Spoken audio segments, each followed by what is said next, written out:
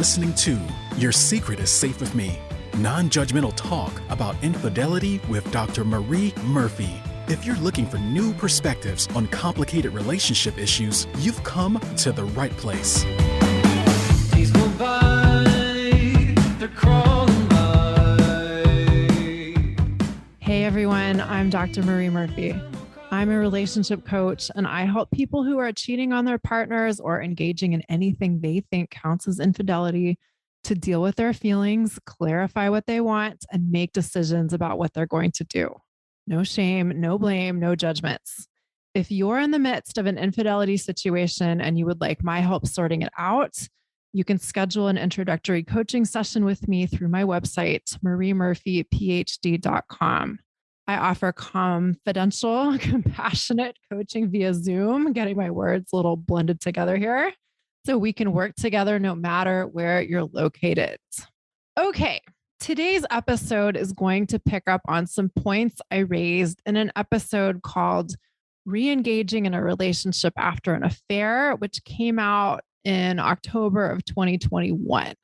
And I could have titled today's episode, "It is not incumbent upon you to want to stay with your primary partner, even though they're a great person and you're already in a committed relationship with them, so you might as well." But that's just too long for an episode title. That is, however, what we're going to be talking about today. Here's what happens. Sometimes someone who is married or is in a committed relationship that is supposed to be monogamous will have an affair. And the affair relationship will end or sort of ends or be put on pause, quote unquote. And I put pause in big old quotation marks because people's ideas of what it means to pause a relationship vary a lot. And that's fine. That's not the point right now anyway. The point is that the person who is married or committed to someone has decided, or at least sort of decided, that they want to try to make things work with their primary partner. And they've either sort of ended or definitively ended their relationship with their affair partner in the service of that decision. Now, as I've said in other episodes, re-engaging in a primary relationship after an affair can be a great thing to do. For one thing, if you're trying to evaluate whether you want to stay in that relationship or not, the best possible position you can do this from is one of tremendous willingness to take responsibility for what you are contributing to the relationship dynamic. When you know you are showing up in the relationship in a way you feel good about, that is a totally different experience than participating in the relationship from a place of distraction or resentment or ambivalence or indifference. When we participate in a relationship in ways that we like, we can then say, oh, wow, well, I'm totally proud of how I've participated in this relationship. And when I take responsibility for my own shit, this relationship is actually pretty great, right? Or sometimes it is the case that we can then say, okay, I feel good about how I've participated in this relationship. And even so, I see that this kind of dynamic, this kind of relationship is not what I want to be a part of. So if you're trying to decide whether to stay or go, re-engaging in the relationship with a focus on taking responsibility for your participation can be a really great thing to do. And along similar lines, so many of us think about what we get from our partner or get out of our relationship, but we don't think as much about what we give and how we give it. When we start focusing more on what we give, a just okay relationship can become an amazing relationship. And this can be such a beautiful thing. Now, that said, here is the point that I really want to drive home today. Just because it can be great to re-engage in your primary relationship after having an affair does not mean that it is incumbent upon you to do this. You do not have to want to re-engage in your primary relationship. Here's what sometimes happens. A person in a committed relationship will have an affair, and the affair will be great in some ways and not great in other ways. And the person will tell me, okay, Now, I've learned that I don't want to be in an affair situation anymore. I've learned that I just want one partner because I realized that I don't want to have to deal with more than one relationship at once. And these are very useful insights, by the way. But then the person who's talking to me will say, well, because I know I don't want to be in an affair and because I know I only want one partner, I therefore want to re engage in my primary relationship. And if they've been listening to my podcast, they'll sometimes tell me things like, well, I know that re engaging with my partner isn't necessarily going to be easy, right? I know it may take some time and effort. I know it may be awkward. Or if they've been trying for a while, they may say, well, I've been trying and I know that it's not necessarily all going to be great overnight, but things really aren't going all that well. And I'm starting to wonder if things are ever going to get better or if there's just no hope. Here is the critical question you have to ask yourself. If you think you might want to re engage in your primary relationship, why do you want to re engage in your primary relationship? Why do you want to do that? And I will tell you that a lot of people either skip that question entirely or give themselves only partial answers to that question or are only partially honest in their answers to that question, right? What often happens is that the person in the position I'm describing will effectively treat the relationship they're already committed to as their default best option. But they may not do this terribly consciously, and they may not have any reasons for doing this that they really like. When I work with people who are trying to re engage in their relationship with their primary partner after they've had an affair, these folks have often assumed that this is just what they should do. And there can be many material and circumstantial reasons why this may seem like the right idea. They're already married legally to their primary partner and already share a life with that person. The idea of divesting themselves from that relationship and that shared life may seem like a lot of work. And of course, if there are any kids involved, that can make staying with the primary partner seem like an even better idea. But let me put this in different terms for you. Some people decide to re engage in their primary relationship because it seems like the most convenient option. They're imagining that splitting up with their partner would be really difficult, and they don't like the idea of disrupting their own life or the lives of people they care about. And on the one hand, wanting convenience isn't necessarily bad, and it's certainly human. But usually we want convenience because it isn't going to require any effort. And re engaging in your primary relationship after an affair is likely going to take a lot of effort, right? Keeping the relationship going may seem like the way to make your life as a whole less inconvenient, but the actual business of re engaging with your primary partner is probably going to be anything but convenient. It's going to require you to do things that are non habitual. It's going to require you to change old patterns of engaging with them and old ways of thinking about them and thinking about your relationship. And a lot of people find that challenging or difficult or awkward or inconvenient, or at least mildly strenuous at times. And there isn't anything wrong with any of that. A lot of worthwhile things are challenging and take effort. But if we want to do them, then it's worth the effort. It's totally worth meeting the challenges with enthusiasm. Let's take two things that a lot of people really want to change if they're re-engaging in a relationship they've been pretty checked out of for some time, that usually take a fair amount of effort to change. Number one is being present with your partner and taking an interest in them simply because they exist. And number two is sex. So number one, if you've been having an affair that's intense and crazy and passionate, or even if it's just reasonably compelling, that may have been a totally different experience than relating to your primary partner has been lately. You may have been deeply interested in anything and everything your affair partner had to say. When you were with them, being fully focused on them may have been your highest priority. In addition to tuning out potential distractions when you were with them, You may have also tuned out like everything else in the world aside from them. And I am willing to bet that it has been a long time since you have focused on your spouse like that or interacted with your primary partner like that. You may have long stopped being fascinated by or even mildly curious about your primary partner. You may find them about as interesting as like your oldest pair of shoes, right? And as a cause and a consequence of that, you may not really be present with them all that often, or maybe ever.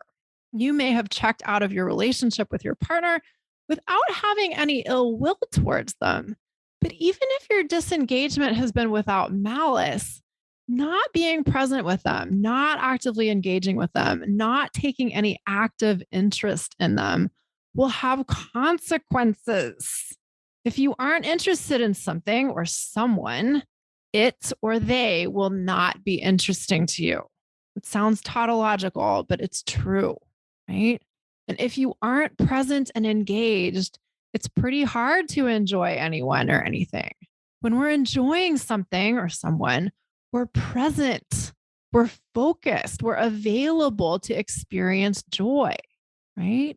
Now, on top of that, plenty of people have a lot of resentment towards or frustration with their primary partner. So they may be disengaged from that person in that relationship, but they aren't just disengaged. They're disengaged and displeased and maybe even aggrieved. They may have been nursing grudges for a long time, and they may have a pretty well developed set of beliefs about what's wrong with their partner. And if this is the case, the contrast in their experience of being with their affair partner with their experience of being with their spouse may be pretty significant. And the upshot of all of this is that some people can't even imagine what it would be like to want to be present with their spouse or their primary partner. They may have felt that way at one point in time, but accessing that state it seems completely unfathomable in the present, right? And you can turn this around. You can go from being disinterested in your primary partner to being extremely interested in your primary partner. And I can teach you how to do it, but it will take effort. At times, there may be some instant gratification, but at times it will be anything but convenient. And this is why it is so, so, so important to actually want to be present with and interested in your partner. Number two, if your sex life with your primary partner hasn't been terrific for a while, or maybe ever, and the sex with your affair partner was better than anything you ever imagined was possible, it may be really hard to imagine having the kind of passion or desire for your spouse that you had for your affair partner. Also, it's worth pointing out that some people have a really hard time entertaining the idea of being sexual with one person when they're still effectively in love or in lust with someone else. Not everyone has a hard time with that, of course, but some people certainly do. The fact that you've ended things with your affair partner or paused things with your affair partner may have had little impact on your desire for them. And if you still have so much desire for your affair partner, it may seem like a betrayal of sorts to even consider having that kind of desire for someone else. I point all of this out not to suggest that re-engaging in your primary relationship after an affair is bound to be so impossible that you shouldn't even bother trying. I point it out to make it clear why it's so important to have a really good sense of how much you want to re-engage in your primary relationship and why you want to. With a clear why, you can do just about anything. Now, I just want to mention that some people have different experiences than the kinds I just described. For instance, for some people, one effect of an affair is that it helps them see their spouse in a more positive light. Sometimes people compare their spouse to their affair partner and find that their spouse ends up looking pretty good and find that they appreciate their spouse more as a result. But even so, folks in this position may still struggle to feel passion for their spouse or to feel deep curiosity for their spouse. They may know for sure that they feel pretty favorably towards their spouse, but they also don't know how to generate the kind of excitement they want to feel in and about the relationship. So, if you are thinking that you want to re engage in your primary relationship after an affair, I want you to ask yourself on a scale of 1 to 10 how badly you want to re engage in that relationship. And 0 means you're not interested at all. And 10 means you are wildly enthusiastic about it. Now, I readily admit that this question is kind of unfair insofar as there isn't any perfect way to score your desire to re engage in a relationship. But it's still a helpful question to ask yourself. If you quickly and easily answer, like an 8 or a 9 or a 10, that's a pretty good indication of interest. And if you have a hard time answering the question, or you come up with a number that's like below 4, that's pretty useful information too.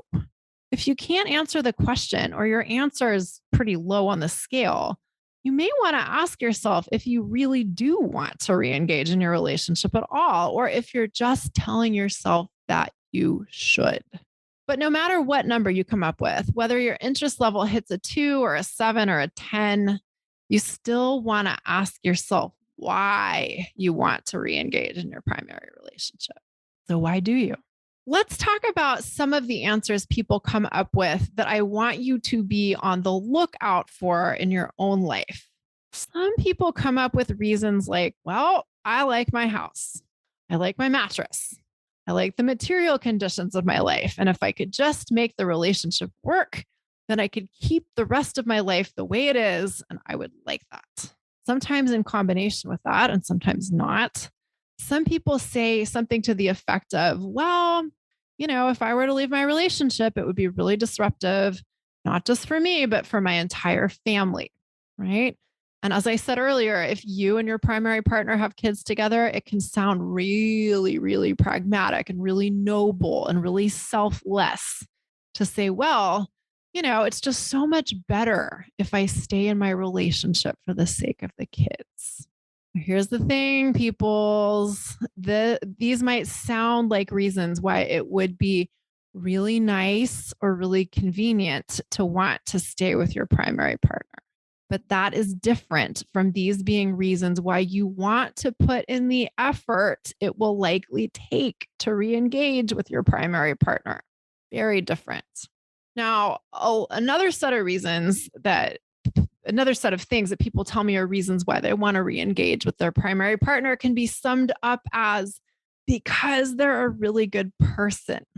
A lot of people will explain to me that their spouse or their partner is a really good human, and they'll tell me all of the things about them that they think are objectively great.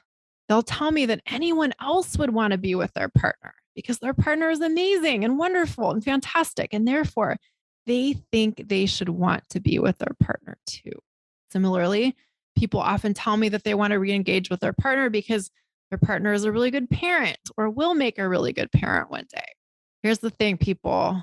There is a big difference between thinking someone is a good person or appreciating their wonderful qualities or respecting their wonderful qualities and wanting to be in a romantic relationship with them, right? There is a big difference between believing that someone is a good person and wanting to have sex with them again and again for months or years or forever, over and over. It can be so easy to believe that we should want to be with someone who we think is an objectively great person, particularly if we have already invested in a life with them and the prospect of extricating ourselves from that shared life sounds inconvenient or terrifying or both or worse. But the bad news, people, is this simply may not work.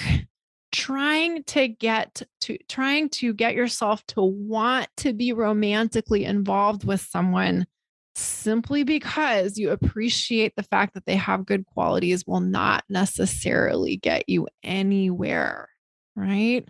Trying to want to make a relationship work simply because you have already invested so much into it and you can't stand the idea of breaking up may not generate sufficient enthusiasm for the relationship, which will then be fuel or the lack of fuel if you can't generate the enthusiasm for actually re-engaging with your partner.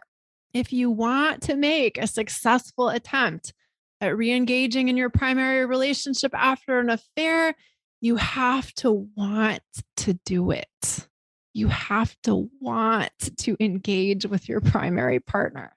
And in order to know whether you really want to or not, you have to allow yourself to be able to want whatever you want and want whatever you don't want. You have to give yourself permission to be honest about these things. And this can be really hard for a lot of people. Giving ourselves permission to be fully honest about what we want is like the hardest thing in the world for some of this. But let me give you an example of why this is so important. Let's say that you have realized that great sex is really important to you, but you and your primary partner never really had a great sex life. It wasn't until you had your affair relationship that you realized how fucking good sex could be. And now that you know what's possible, you're sure that you want that to be a part of whatever romantic relationship you're participating in. Now, this is great awareness. This is really important stuff to be able to identify. But here's what happens after this kind of recognition that gets people into trouble. If someone tells me that passionate sex is really important to them, but their sex life with their primary partner was always lacking and they're not really sure if it could be any other way, I ask them if they would want to have passionate sex with their spouse or their primary partner. Like, if we could wave a magic wand right now and they could go have an amazing sexual encounter with their spouse without like them having to really do anything differently or whatever, like it could just instantly and magically happen. Would they want to do that? And people usually tell me, well, that just isn't possible. And I say, okay, but what if it were? What if we could like magically orchestrate this? Would you want to do that? Would you want to go have amazing sex with your spouse right now? And some people still tell me that this would never be possible, right? But beyond that, other answers to the question include the following. Some people are like, yes, I know for sure that I would want that. If that were actually possible, I would definitely want that. So tell me how I can go make this happen. And other people are like, no, I don't think I would want that. Even if it were possible for me to have amazing sex with my spouse, I just don't want to do that. And other people are like, well, I want to want that, but I don't know that I actually want that. So let me address these three types of responses in turn. If you really want to have better sex with your spouse or your partner, you can. Will it ultimately end up being the most amazing sex you've ever had? Will it end up being enough of what you want for you to decide that you want to stay in the relationship with them? I don't know. And I don't know are my answers to those questions. But I do know this. If you are willing to put in the effort to try to make the sex better in your relationship, I promise you that improvement is possible. Unless your spouse is completely unwilling to have sex with you, in which case all bets are off, you can make changes in your sex life if you are willing to take more responsibility for how you are participating in it. There's a lot more I could say about that, but I'll save that for another time. Moving on to the second type of response I mentioned. If sex is important to you and you don't want to have sex with your spouse, even if you could instantly have amazing sex with them, then why do you want to re-engage in the relationship? Or put differently, are you really sure you want to re-engage in the relationship? A successful re-engagement effort takes genuine interest. And if you care about sex, but you don't want to have sex with your partner, that is a major indication that you are not being comprehensively honest with yourself about some piece of the puzzle. Now, it's important to point out that some people don't care about sex that much. Some people are like, well, if I can have okay sex every now and then, that's good enough for me. If there are other things about the relationship that I really, really like. We all place different emphasis on different things. And that's fine. For some people, sex is really important. And for some people, it's less so. And if it's not that important to you, or if you are truly willing to commit to a sex life that you aren't that excited about, forgetting other things that you really value, then fine. That's a fair choice to make. But that's not what I see people doing. What people do is they tell me that sex is super important to them, but then they aren't really interested in sex with their primary partner. And yet they want to re engage in the relationship anyway. And that is where I start to call bullshit. The third type of response I mentioned is wanting to want to have sex with your primary partner. Sometimes people are like, well, I don't really love the idea of having sex with my spouse, but I want to want to. I want to desire them. I want to be attracted to them. This one can be really sneaky because, on the one hand, wanting to want something can be a really fine place to start. But on the other hand, wanting to want something can be code for I'm trying to talk myself into this, right? So let's talk about the former rather than the latter.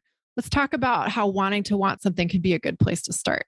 Have you ever had a habit that you've wanted to quit, but also kind of haven't wanted to quit? Let's use smoking as an example. Sometimes people want to quit, but they also really like smoking.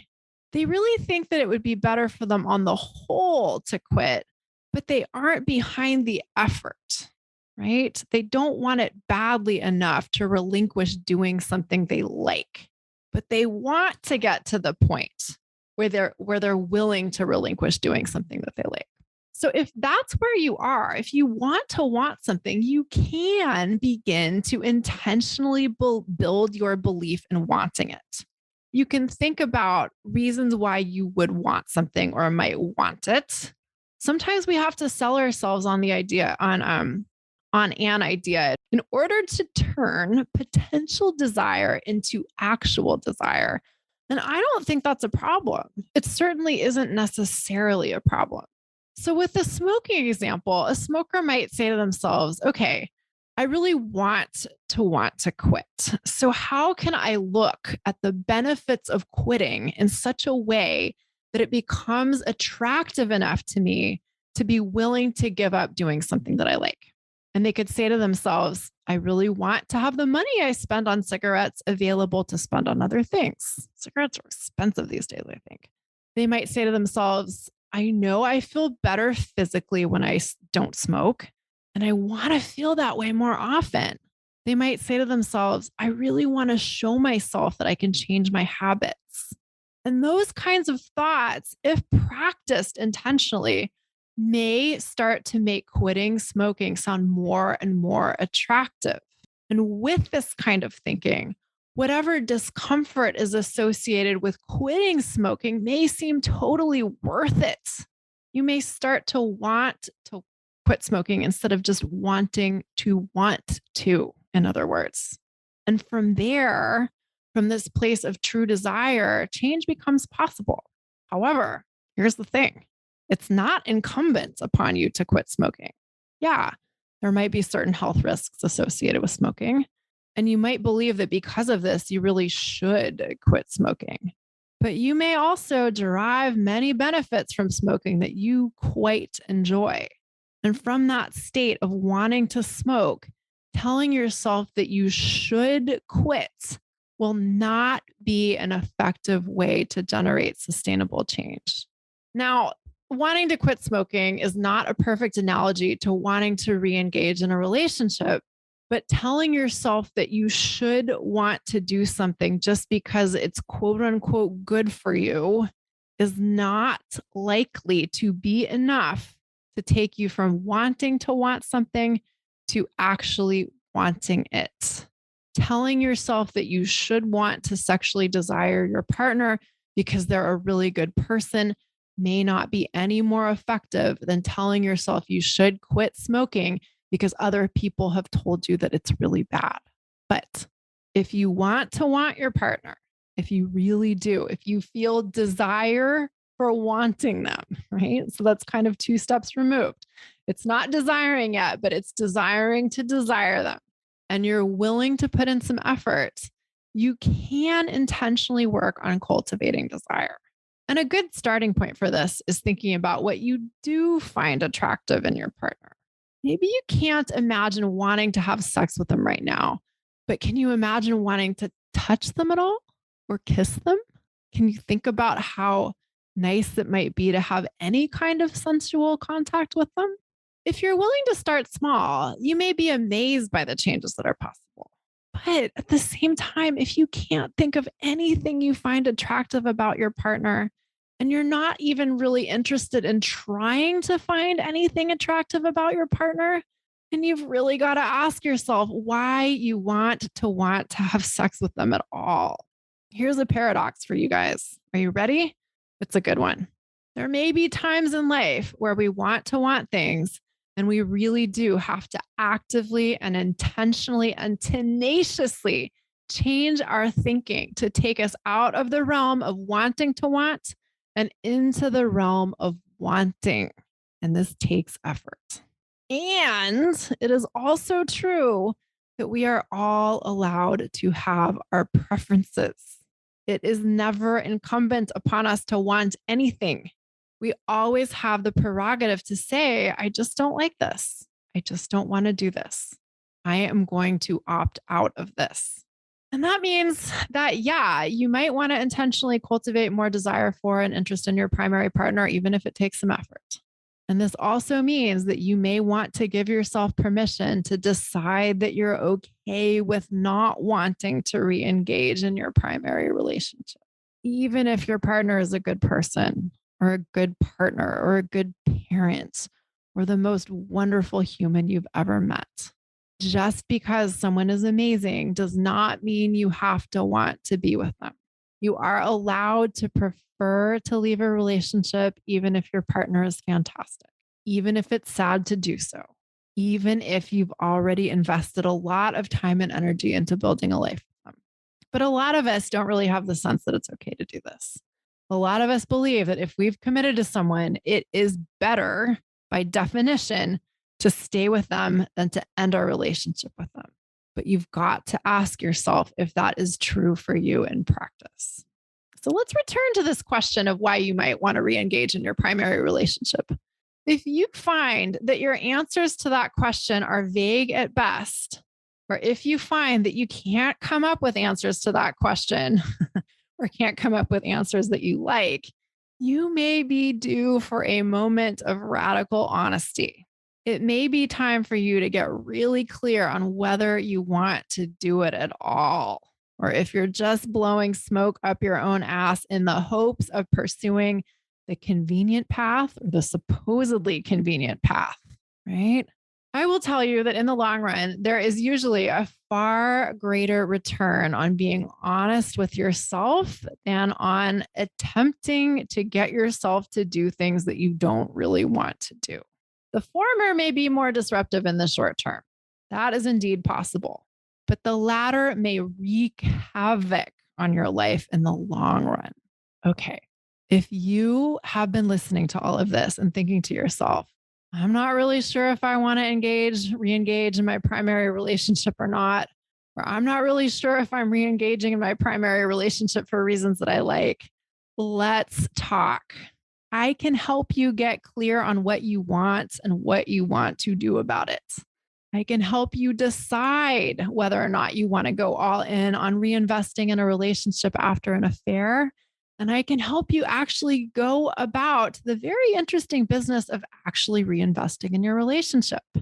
So when you're ready to talk, schedule an introductory coaching session with me through my website, mariemurphyphd.com. Let's find you some relief from all of your mental and emotional burdens. All right, everybody. Thank you so much for listening. Have a great week. Bye for now. Thanks for listening to Your Secret is Safe with Me with Dr. Marie Murphy. Make sure to click subscribe to get updates on our latest episodes.